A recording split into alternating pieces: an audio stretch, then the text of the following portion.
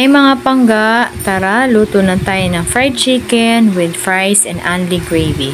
So ang ginawa ko is niluto ko muna yung chicken sa pinagmarinitan ko na manok para at least iwas dugo-dugo. So ayan, naglagay na tayo ng mantika para prituhin na talaga yung chicken. So ayan na mga pangga, naglagay lang ako ng tamang mantika para syempre hindi naman sobrang mamantikain. So, ayan na, kumukulo na yung mantika natin at medyo nag-brown na yung chicken. So, binalibaliktad lang muna para wag masunog. So, ayan na nga, medyo talagang golden brown na talaga siya. So, isunod natin yung fries.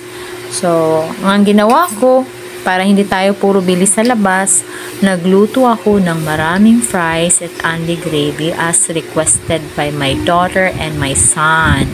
So, ayan na. Marami ng fries na yan. Hindi na tayo lugi. So, ayan lang. So, wait natin. So, ang ginawa ko, after that, nilagay ko siya sa paper towel para iwas sa mantika. So, ngayon, naglagay na tayo ng cheese powder as requested by my children. Ayan na.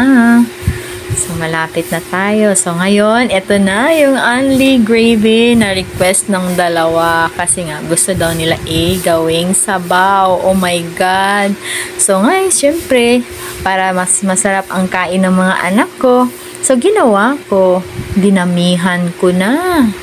Ayan na, luto na mga pangga. Ngayon, huhusgahan na ni Bonsoy.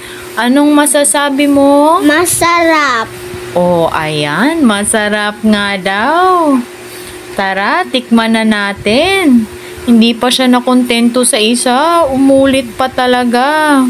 Siyempre nga naman. Ayan na. Kain na tayo mga pangga. Bye. Thank you.